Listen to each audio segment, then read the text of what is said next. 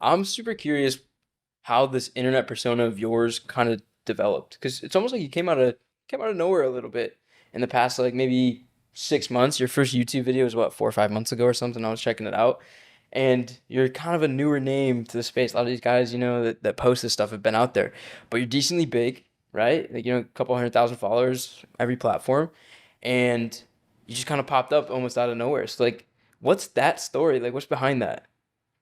So, have you heard the story of the bamboo? No. So, the bamboo spends its first 5 years growing under the earth, Uh-huh. but it's still growing.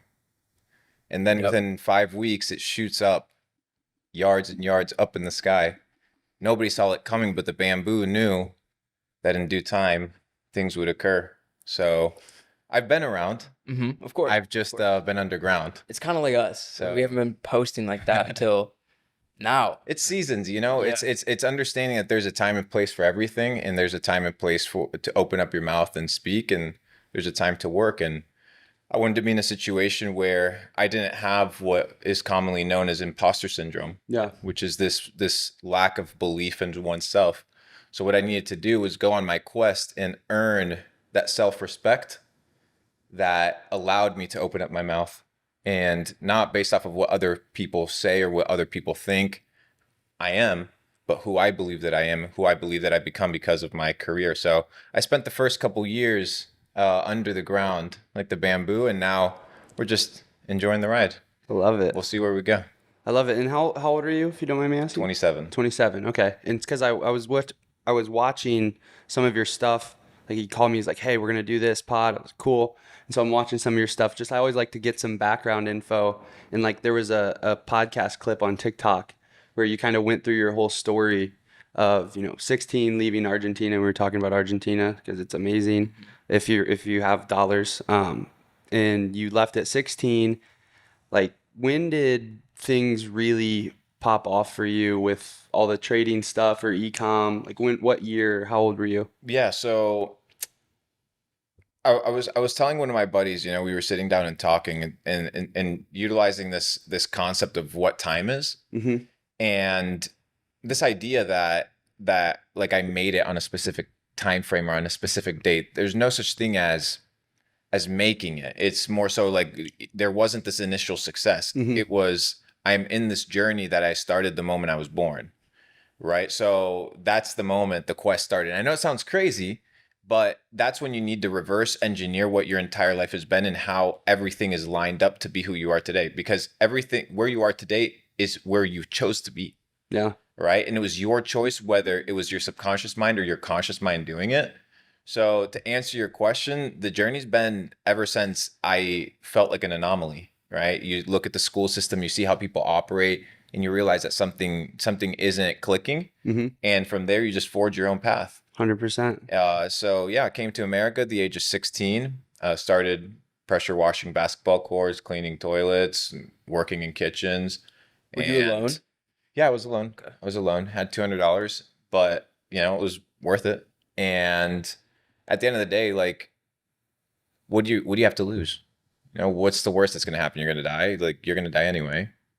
Like, the outcome is the same for everybody. So why not just go for it? And I went for it and it worked. And for a lot of people, it doesn't work.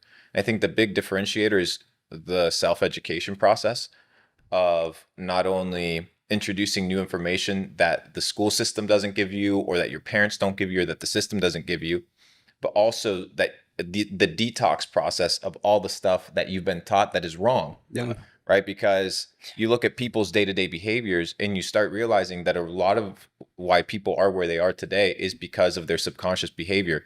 You look at all the programming, like people think that laziness or not doing your task or not picking up a book or not exercising is 100% their fault. No, there's something called conditioning, Yes. right? There's something called conditioning, and people have been conditioned to lose.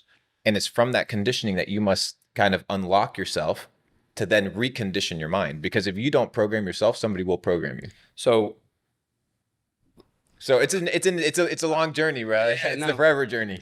I'm curious who you think is conditioning people. Is it an agenda? Is there a purpose behind it? Is it just happening, right? Is it lack of awareness, or is there like some intention there? There's this law of the universe known as the law of correspondence that talks about as above, so below. And it's this idea that as things appear in the spiritual realm, they manifest themselves in the physical realm. So what we see in the world today is merely a physical manifestation of the spiritual condition of the world. So it's not a money problem. It's not a person problem. It's a fundamental problem in the spiritual condition of the world. And it manifests itself through the insanity that takes place in the world.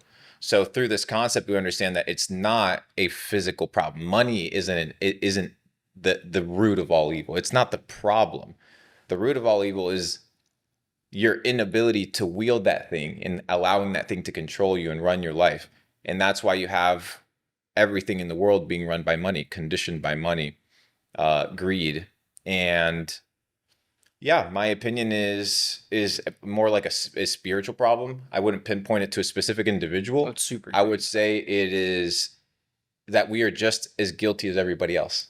And when Interesting. you assume that responsibility, then you realize that you also have the responsibility that to change, and that you are that change around you. And it's all based off of this understanding of energy and vibrational frequencies, that you have to be at a higher vibration, therefore controlling the tempo of the environment, therefore changing what's happening To around you. me, it almost sounds like the reason you're jumping on, our podcast or trying to grow on social media and doing it successfully, right?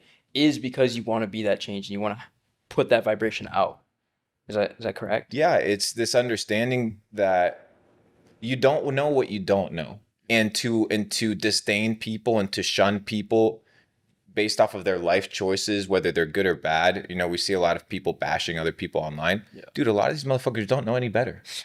They don't know any better. They need help. They need guidance. They need direction. And if you can not tell them something, not tell them what to do, but guide them through a process of what? Of logic, of self-exploration, of questioning, of finding truth, then that person now has what? Hope. Hmm. And hope is what a person needs to move forward in life. And what a lot of people don't have is hope. So if you can instill a little bit of hope, and that sometimes means you have to shock people into reality, then I think it's a worthy ideal. 100%. I think a lot of people tend to, especially when you try to break out of these things, especially like the money conditioning and have some self-agency, some sovereignty, and you have your own stuff. I feel like it puts a lot of people on a path where they kind of lose the empathy required to do that, and it becomes a very egoic thing. It's like there to break your beliefs that you can be better. Like there is some aspect of thinking you are better than something or having a standard, but I think a lot of people do lose the empathy required to really like hold that principle true. You know what I mean? I agree. I agree. I think it's important to know why you do what you do. Mm-hmm. Why, like, okay, you're gonna make money. Why are you making money? Like, why are you here? Or are you just a drone? Everybody's out here calling everybody else a bot, but they don't look at themselves in the mirror. So true. Like, it's so easy to call somebody else a bot and not look at yourself in the mirror and be like, yo, that was pretty body, dude. Nobody does that. Nobody holds themselves to the same standard that they want to hold other people to. So that's kind of how I've been operating. Is I treat myself with a lot of respect and grace, and I speak a lot to myself. And in these questions that you ask me, I try to understand at a deeper level, what does it mean? What do these questions mean? Not this first initial superficial like response that people have. It's really meditating on what's the purpose of your life? Like, why are you doing what you're doing today? Because after everything's said and done, the opinions of other people, the opinions of the people on the internet, the opinions of your parents, the opinions of anybody around you, your accolades, your success, the medals that you've earned, the plaques, none of it matters. Yeah. None of it matters. What matters is when you look at yourself in the mirror, right? Mm-hmm. What do you see? Yeah. When you're lying on your deathbed and you're literally by yourself, you and you, what's the conversation that you're having about the life that you lived?